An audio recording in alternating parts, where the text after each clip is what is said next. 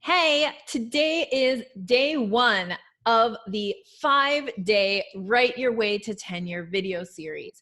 And in today's video, we are talking about the first of 5 keys to going up for tenure with confidence.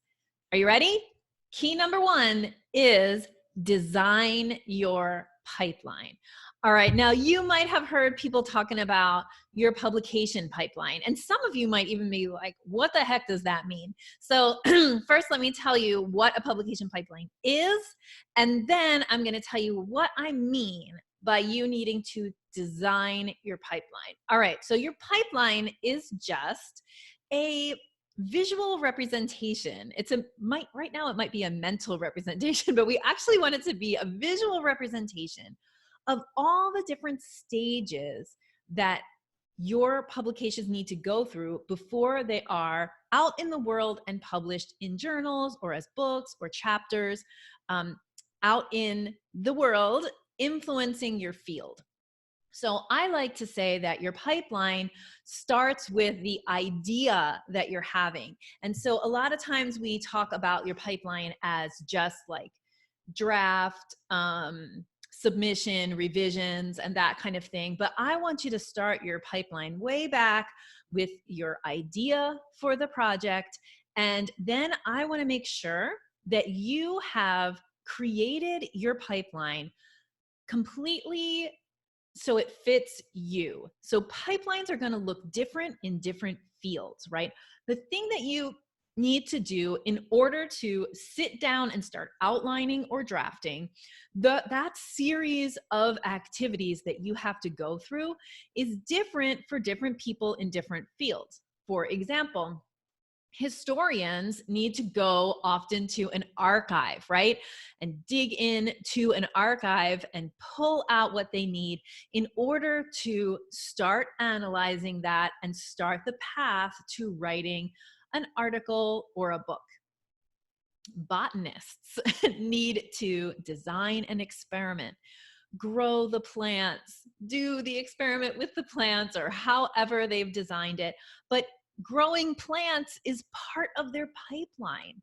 Some of us work in fields where writing a grant and getting grant funding is absolutely one of the steps in your pipeline, and you wouldn't be able to do the experiments and the things you need to do without grant funding. So you need to figure out what your pipeline looks like, okay? And then the other thing that you need to do is you need to design what you're gonna, you really need to control and think strategically about how you want your pipeline flowing, okay? So one of the big mistakes that I see people making pre-tenure is taking an approach towards their publications that comes from a place of scarcity. And here's what I mean.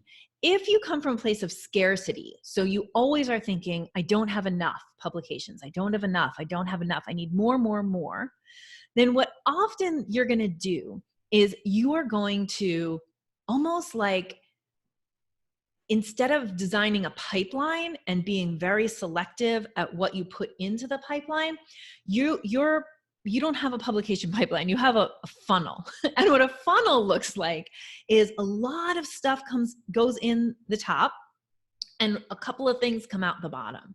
And here's the problem with that. You end up with all these partially done projects, and many of them are not actually the best writing projects for you to focus on that are going to move your career forward. So you end up kind of almost like a spaghetti at the wall approach. Like, I'm just going to publish everything that I can.